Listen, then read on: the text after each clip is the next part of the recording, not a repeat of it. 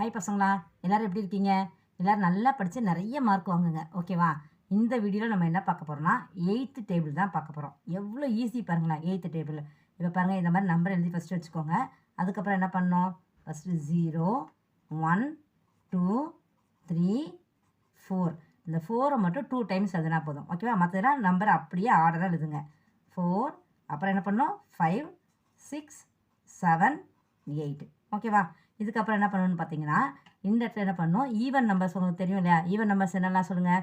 0 2 4 6 8. இதில் நமக்கு even number. இந்த ஈவன் நம்பரை அப்படியே ரிவர்ஸ் எழுத வேண்டியதான். அப்போ என்ன வரும்? ஃபஸ்ட்டு 8, நெக்ஸ்ட்டு 6, அப்புறம் என்னது 4, அப்புறம் 2, அப்புறம் 0. அகெயின் அதே மாதிரி இந்த ஈவன் நம்பர்ஸை அப்படியே ரிவர்ஸ் எழுதுங்க. இப்போ என்ன வரும்?